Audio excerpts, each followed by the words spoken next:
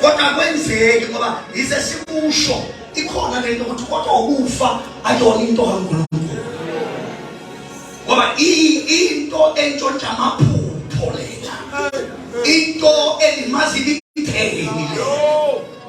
That is why it is there was isitha sokugcina. That is why uMzulu chapter 15 verse 4 wathi ukufa kwini bazalwa kwihlaba. So kanjani uma kuvela enkosini isiphini basithi ukufa kwihlaba, uma kuvela kuNkulunkulu sithi lokhu kuvela kuye. Lento lena ekuthiwa ukufa ayiveli kuye. That is why kuthiwa isitha sokugcina esizawunqothwa. Paul asked the question bazalwane baseKorinte uthi kufa luphuthos lwakho. Athi kufa athi thuna luphi ukunqoba kwakho na, because death is not from God but death is from the enemy of mankind. Ogama lakhe uSathane. Kodwa abantu bahluka ngendluleke hayi ukuthi uNkulunkulu into esingavumelana ngayo ukuthi uNkulunkulu beyazi. Ile into esingayisho le ukuthi uNkulunkulu beyazi ngoba uNkulunkulu is not taken by surprise. Kodwa hayi ukuthi uyena the author of death. God is not confused. Why aqala into aphinde yena futhi afuna ukulwa naye? uJesu wasalamseleni esikhulu uJesu uzeleni uthi emayikhuluma uba kumahlobo la wathi thina esikholwayo noma sifa senza njani? Alo uNkulunkulu uyenze uqala ukufa ukuthi enze njani aphinde aqobe. Hayi akuhambe uyicabanga ungasheshe ukulwa, ungasheshe ukuba defensive, ungasheshe ukuthi hayi ukhuluma into engekho lo, hamba lofunda imibhalo uzoyibona ukuthi le nto ekishoyo iqiniso. Death is from the enemy. But uNkulunkulu wayesethi I will give them life to veto death. Iyakuleli verse engilifunda ngoba njengoba ngikhuluma nje sengiyashumayela but ngifuna beke isekelo saleli verse 1 Corinthians chapter 13 verse 13. Chapter 10 verse 13. Fundela nje verse elilodwa. Maluphethe ngokwesizulu ungicela ungifundele nomthayo. 1 Corinthians chapter 10 verse 13. Siza ngcwele. 1 Corinthians 10:13. AbaKorinte bokuqala. Verse 13. Verse 13. Verse 13. Yes sir. Anifikelwanga ukulimwa okunjengokwabantu, kepha uNkulunkulu uthembekile ongayikuvuma ukuba nilingwe ngokungaphezulu kwamandla enu, kepha oyakuthi kanye nokulinga anenzele indlela yokuphepha nize nibe namandla okukuthwala. Verse 14. Ngalokho ke bathandwa bami, kubalekeleni ukukhonza izithombe. Ngikhuluma njengokwabahlakaniphileyo, qondani engikushoyo. Isitsha sesibusiso esisibusisayo asiyo inhlanganyelo yegazi likaKristu na. Isinkwa esisihlephulayo asiyo inhlanganyelo yomzimba kaKristu na. Bengifisa sigcine vele ku verse 13 baba awungifundele part yokugcina ye verse 13 but with the temptation ngokulingwa. Okay. Ongayikuvuma ukuba nilingwe ngokungaphezulu kwamandla enu, kepha oyakuthi nokulingwa anenzele indlela yokuphepha nize nibe namandla okuthwala. Anenzele indlela ukwenza njani yokuphepha nize nibe namandla okukuthwala. Please pray for the word nomntaya. Baba egameni likaJesu izwi lakho wena othezwini lakho limile phezulu kwamanzi wathi uJehova wenkazimulo uyaduma phezu kwamanzi. Namhlanje uNkulunkulu ethongcwele ekhuluma ngalo, usinika amandla ngalo, uhlahlamelisela indlela yethu ngalo, egameni lika Jesu Kristu waseNazaretha. Amen. Amen. Inkosi mayibusise ukufunda kwezwi layo. Hawu amen bathandekayo. Ngiyacela uamen nje noma kunikeza khona izinto engishilo ungayithandi amen. Umpostoli Paul abazalwane ubhalela abazalwane baseKorinti ibandla ebelihlupha leli. Ebelihlupha and uma uzothatha incwadi yokuqala umpostoli Paul 1 Corinthians uyarebuke uyacorrecta izinto eziningi ezirong ezenzeka kuleli bandla. I don't have time to get into much of izinto umpostoli Paul abezikhuza kuleli bandla, but to 2 Corinthians uyamona he's more exhortational, uyabakhuthaza kakhulu, but first incwadi yakhe yokuqala 1 Corinthians wonke uyaqhuza into engapheli because bekuyibandla elihluphayo. One of the reasons leli bandla belihlupha was that abazalwane indawo abebehlala kuyo i-environment iyodwa kwangeyona i-environment ekhuthaza ukukholwa kobuKristu. Even ne-culture nje bekuyi-culture yokuphila nokuphila kwasemhlabeni okungaziphathi kahle. So umpostoli Paul babhalela kuleyo situation uzama ukubafundisa into eyodwa ukuthi lezi zinto enibhekana nazo ngoba ngesinye isikhathi uma sibhekene nezinto sometimes we feel khona umzekelo wenziwe la ngomuntu uthi maye failile ethola over 100 aqaba ukuthi uyedwa abe comfortable mayesebona ukuthi awu kanti sisonke. Kodwa esikhathini esiningi i-challenge yethu enkulu especially thina abantu abakholwayo ukuthi akulula ukusazi uma sidlule kunzimeni ngoba uNkulunkulu uyasifihla. Awu bazalwane ukuthi khona amen into. Akulula ukuthi sisheshe sibonakale ngenxa ukuthi uSimakade uyasifihla.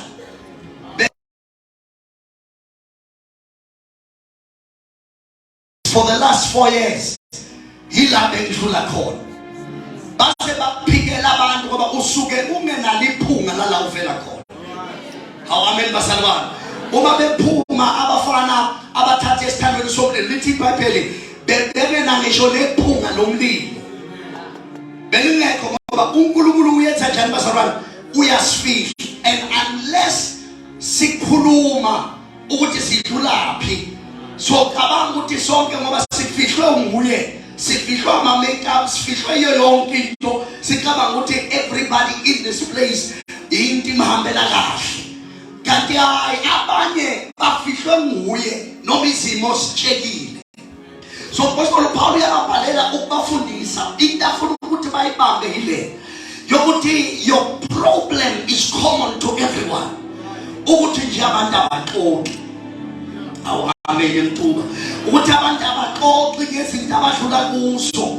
So nikaze nicabange nina abantu baseKorinte ukuthi lama problems enibhekene nawo abanye abazalwane ababhekene nawo, kanti khona abanye okungenzeka ukuthi anibazi kodwa your problem is common to men.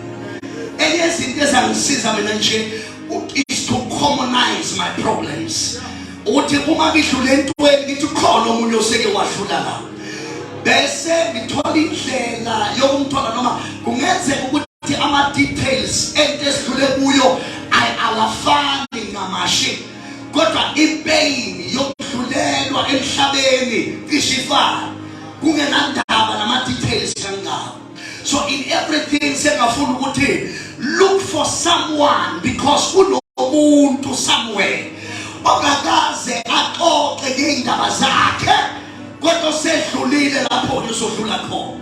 That is why uma abantu bedlule ebunzimeni ungasheshe uhleke noma abantu izimo singathi siyababhedela ungasheshe uhleke ngoba njalo makushunyayelwa kushunyayezwa 3 types of people.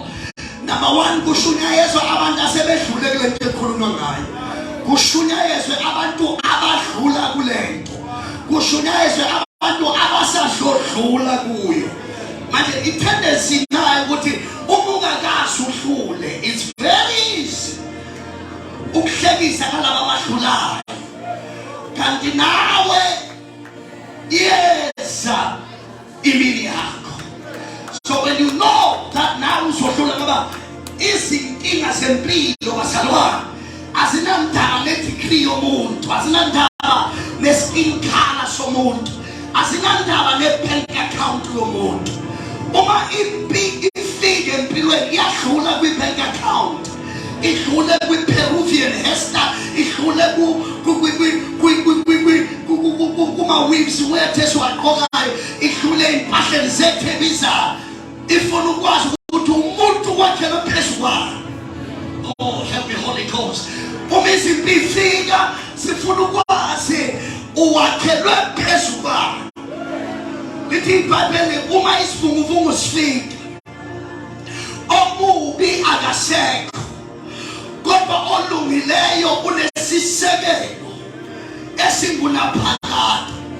Ngamanye amagama into edetermine iquality yomuntu izimpi ifika empilweni yomuntu ngeke umazi umuntu uthi hlobo luni lokholwa until kufika izinto uma uzizwa sihlasimulisa umzimba.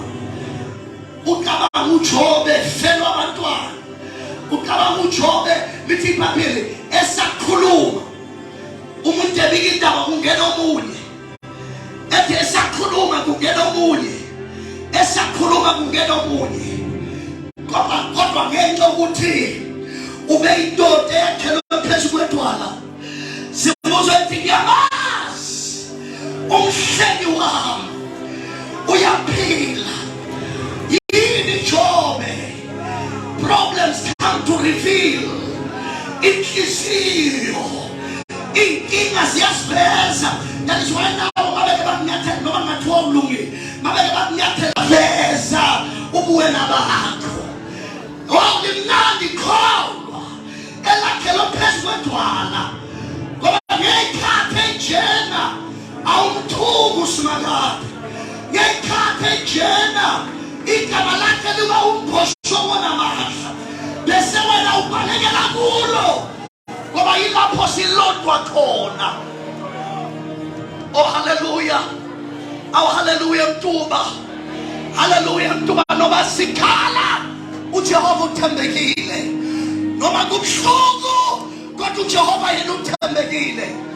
Akayona into le ayiyo ngenxa yezinto azenzayo uJehova engenzangato. That is why uMose into engithandayo ngoNkulunkulu, uMose embuza ukuthi ngizothumbani lo mthumile, akathi I do what I do. No. Uthi I am that I am.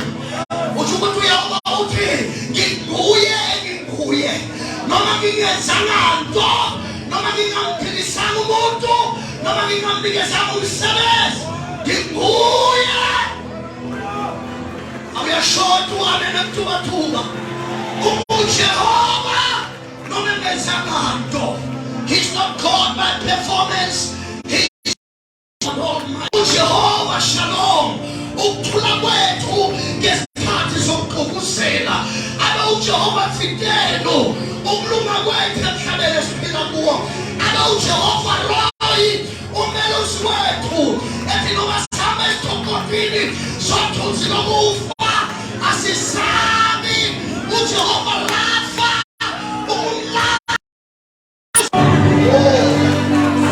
uJehova Sabaoth, the Lord of hosts, indoda yempi iqhawe akethulu wasi ukuthi mina nginguThixo. Be still and know that I am God.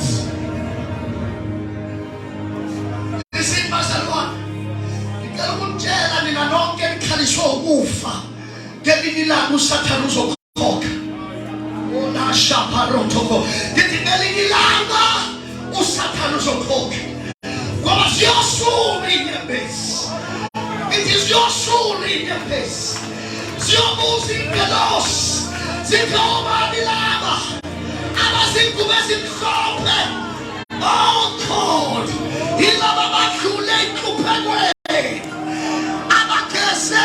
izingubo zabo egazini lemvana. Ubheke lapho abaziwa ngamahlelo abakhonza kuwo, abaziwa ngamagama abefundisi bawo, abaziwa ngamasonto abo, baziwa ngento eyodwa, igazi lemvana.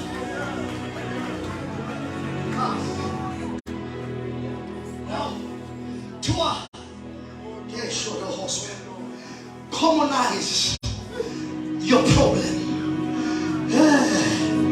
and understand kunabantu abangaxoxe kodwa abadlula lapho, abanye sebedlulile khona.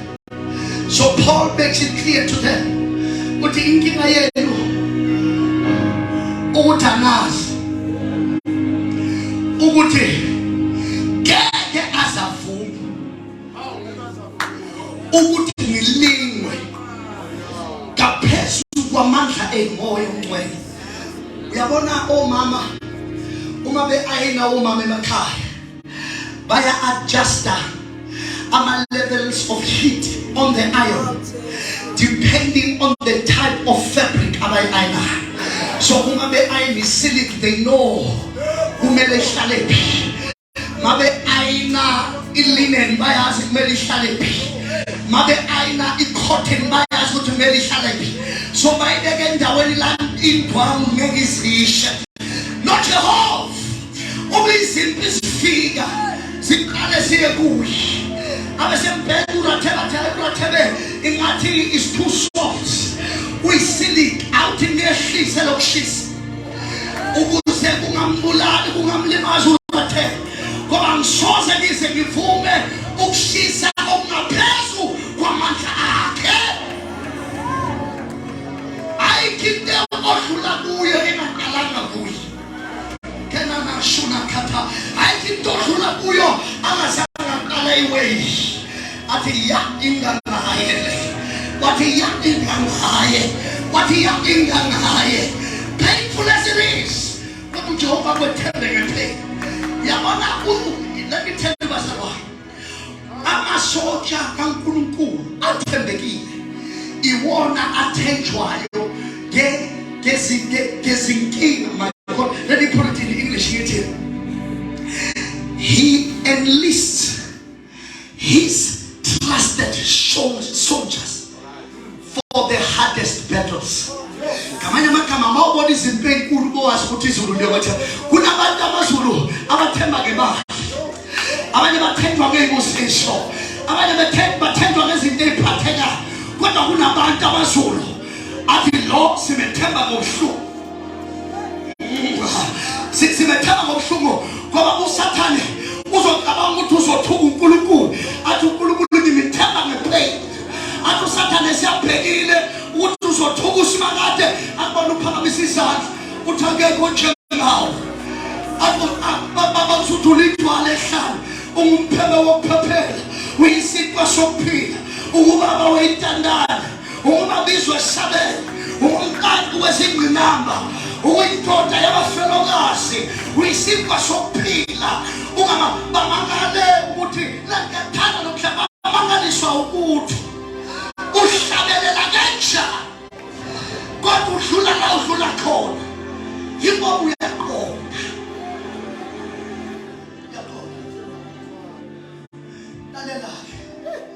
Usethi ayikho eza kuwe ngaphezulu kwamandla akho.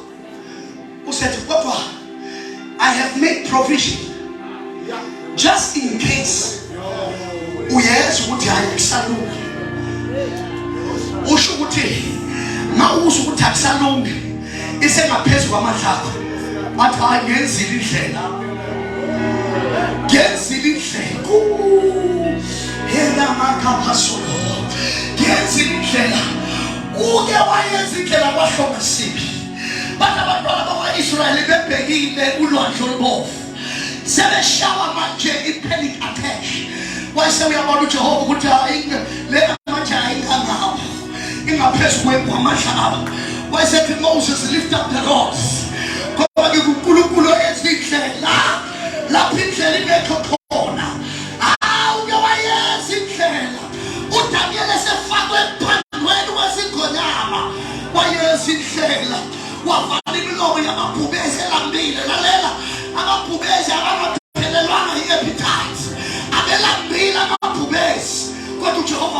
lo ene-appetite kodwa engakwazi ukumudla lo kwaNkulunkulu ethe akulona uhlobo lokudliwa amabhubesi le. uDaniel is not the time yokudliwa namabhubesi, because sometimes your deliverance is not from the fire, your deliverance is in the fire. Hey, ashana ukukhulula kwakho akuthi ukuthi ungangena emlilweni, kodwa ukukhulula kwakho kuphakathi emlilweni. Bese kubonakala indoda phakathi kwalo mlilo lesibiza ngokuthi indoda yesine, kanti indoda yokuqala Bishop Pepi sithi indoda yesine emlilweni. Must understand our numbers. 1, 2, 3, 4. If it's the fourth man, usho ukuthi ufike wangena emva kwalaba abathathu. Awulalela bazalwane baba, uJesu akabi indoda yesine emlilweni, uyindoda yokuqala emlilweni. Hayi abazalwane babisho ukuthi uyindoda yokuqala ngoba ungu-alpha no-omega. Bethi babasha umlilo behlala phakathi kwawo adlamandla omlilo uJesu esimkhonzayo ehleli phakathi emlilweni, because he's the first man in the fire. He's not the fourth man, no, he's the first man in the fire. There is a way of escape.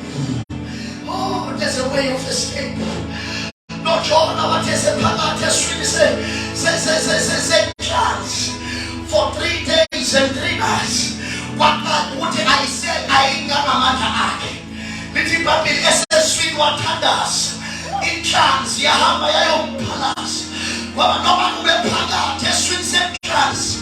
But no water won't have a legile. No one better than a watch of Kuluma. But I make his own attendance. Would you hope we ain't done it? But I want to be for the sort way. Evangelism. What there is a way of escape. In John 14 verse 6. What am the way, the truth, and the life? I gotta change a puma. He can I Simplement to anything get into it. Just we can. Your puma to your who get into it. Your puma yade. Your who get the kanye. Your puma ain't ready. As it is the Zelaba to bless his cards. Who get them prominent was my God. In every temptation, there is a way of escape. It called it now listen. Please hold this. I'm left with 2 minutes. Listen, Otik. There is a way of escape. Let me close with a story about a guy. Oh, what she Ibuhlungu's prayer. But let me close with this prayer. He's a good student as well, but let me close with this. Talk about mama. Yastana the story, Baba si ashala no muntu, Baba si practical. Tuana mama uhamba nomyeni wakhe. As they travel, bangena garage endleleni on the freeway. Uma befika bathenga ukudla. Umama besethenga a can of a cold drink.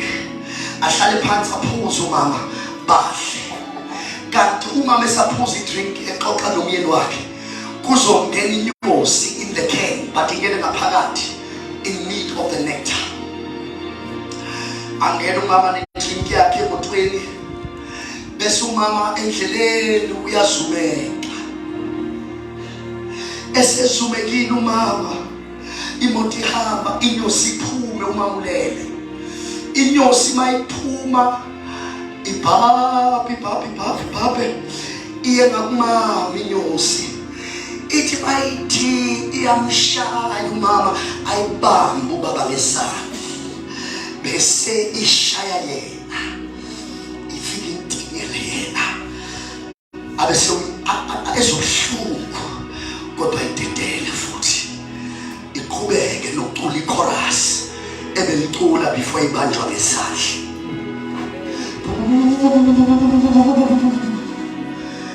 Umama avuke, bayivuka naye inyosi, iza ngakuye uyayipheleza. umyeni urelaxed uyadrive. Baba kaSiphukazi awubona inyosi abese uyahleka. Asithatha sabangathi uyahleka nje la inyosi athi ubaba kaSiphukazi no nkosikazi wami inyosi inodosi olulodwa manje ngesikhathulele lula isandleni yeke inyosi ikule kodwa udosi lwayo lisesandleni. Akulendoda eKalvari bathi inyosi yokufa ihlabelela ichorus wabamba uJesu kufa ngesandla. Udosi lwaphelele esandleni sendoda enamagcweba. Yingakho uPaul ebuza ukufa luphi udosi lwalo lisesandleni. Lalela bathandeka, lento esikhalisayo isesandleni sikaJesu. Lento esizwisa ubuhlungu isesandleni sikaJesu. Lento ethi ukuthi abathandiweyo bethu basishiye sisenza amaphupho ngabo. It's in the hand of Jesus, and we come to declare the same word that the sting of death is in the hand of Jesus. Aqhubeka ukufa uhlabelele ichorus lakho, kodwa ukufa udosi alusekho lusesandleni sendoda enamagcweba eyavuka ngosuku lwesithathu. On the third day, what all power is given unto me. Ezulwini emhlabeni ngaphansi komhlaba. Wathi hambani lishumayele ivangeli. Uma bekholwa bapaphathiseni. Hey, yaphila lento esishumayelayo. Ngoba le ndoda yanqoba into ehlule bonke abantu. Awusiyashoda amen. Kuke kwaba nabaprofeti le Central Asia. Kodwa mawuya khona amathunaba namathambo. Mawuya India bake babakhona abaprofeti kodwa amathambo akhona. Mawungaya kunendawo la eSouth Africa ingabalindawo lapho amathambo akhona. But if you go to Jerusalem, the grave is empty. Ngoba yena wavuka waqoba ukufa washela ukuphila okuphakade. Thina esikholwa nguye noma sifa siyaphila. In fact, into esikhalisayo makudlula umuntu emhlabeni most of the time sikhaliswa